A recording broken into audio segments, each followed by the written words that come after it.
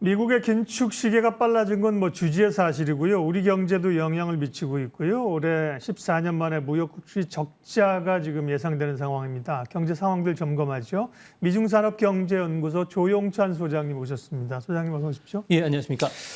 이 상황들이 뭐 고인플레이션에 따른 미국의 긴축 때문에 강달러 뭐 이런 현상이 나타나는 건데요. 연준의 향후 금리 인상의 속도나 혹은 이제 목표치가 어느 정도인지부터 좀 점검을 하고 가겠습니다. 네, 아무래도 점도표를 봐야 되는데요. 예. 점도표 상으로는 연말까지는 4.4%까지 기준금리를 인상하도록 되어 있습니다.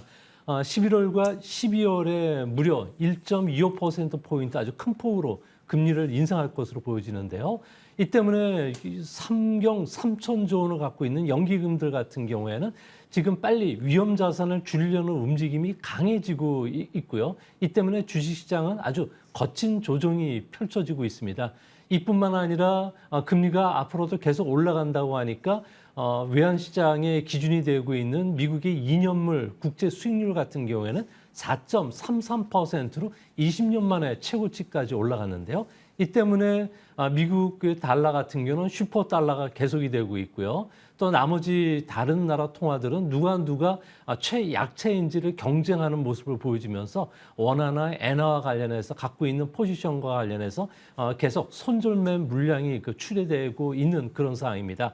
이제 앞으로 2023년도까지는 4.6%까지 금리를 인상을 해야 되는데요. 여기에 양적 긴축에 따른 금리 인상 효과까지 고려한다면 전 세계적으로 신용 리스크와 관련된 신용 사이클이 다시 악화될 가능성이 큽니다. 이렇게 됐을 경우에 리스크 온에서 레버리지 단계에서 다시 리스크 오프 단계로 이어지는데요. 제일 먼저 전 세계에서 가장 많은 고객 예탁금을 갖고 있는 JP 모건의 제이미 레이먼 같은 그 CEO 같은 경우에는 경기 침체를 대비하기 위해서 대손 충당금을 지금 설정을 서두르고 있고요. 인원 구조 조정도 하고 있기 때문에 앞으로 많은 그 국제 투자은행들 같은 경우에는 주식 비중을 줄여 나갈 수밖에 없는 상황이라고 합니다.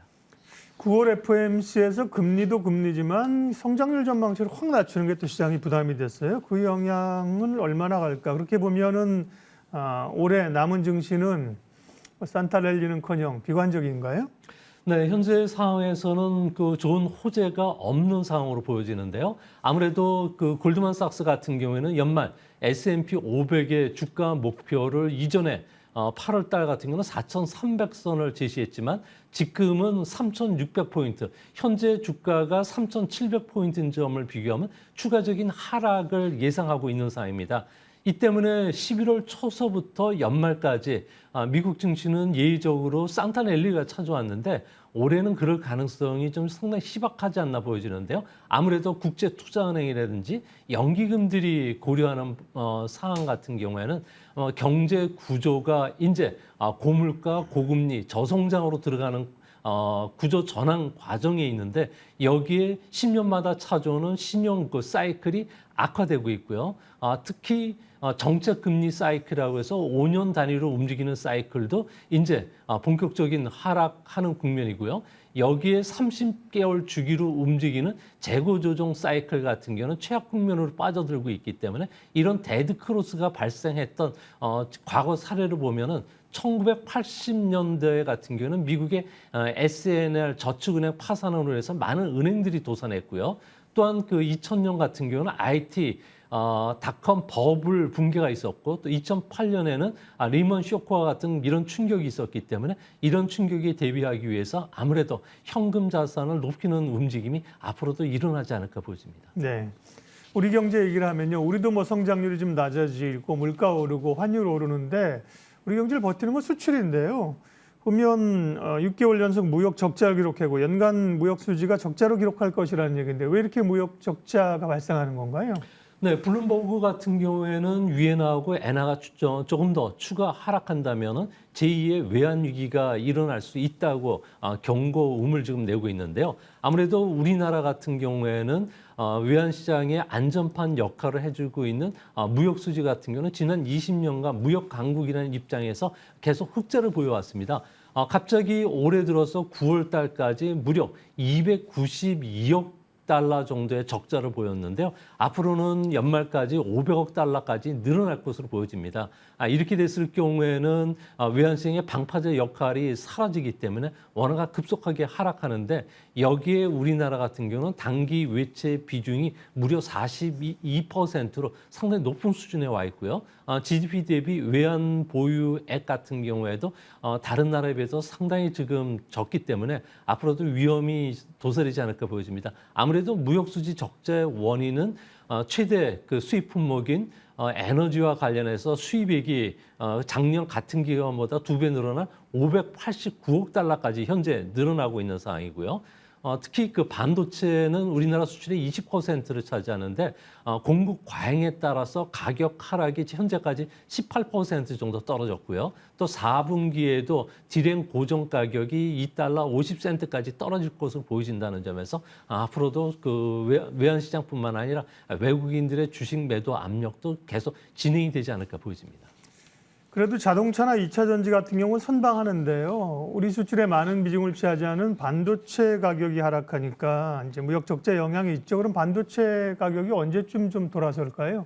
네, 반도체 같은 경우는 4년마다 생산, 출하, 가격이 움직이는 그 사이클을 타고 있는데요. 네. 현재는 과거 평균보다도 가격 하락폭이 좀 더 크고 그리고 주가 하락폭이 상당히 클 수밖에 없는 상황입니다. 아무래도 실리콘 사이클 같은 경우를 봤을 경우에 내년과 내후년 같은 경우에는 반도체 공급 과잉이 심화되는데요.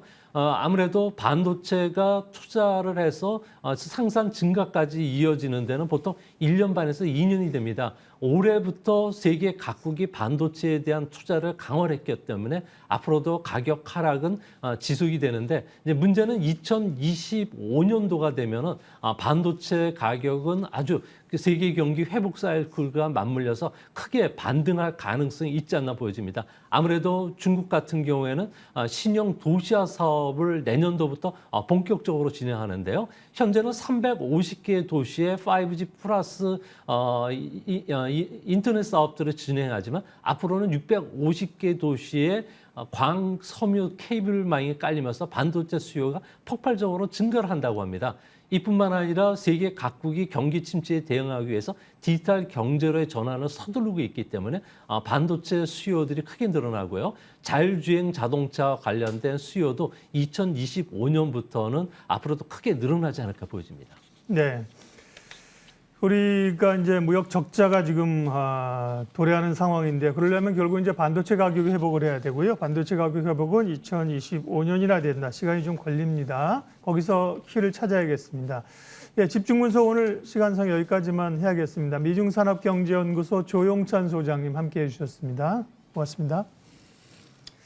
예, 지수 한번 확인하고 마치겠습니다. 지수 한번 보여주십시오. 네, 코스피는 0.3, 코스닥은 0.1. 네, 오늘 소폭이라도 조금 반등을 기대했는데 반등이 만만치 않은 흐름들로 그래도 또 뭐 크게 밀리지는 않는 상황이고요. 코스닥 같은 경우 밀렸다 올라왔다 하는 흐름들로 진행이 됩니다. 이슈앤뷰 여기까지 하겠습니다. 오늘도 함께해 주셔서 고맙습니다.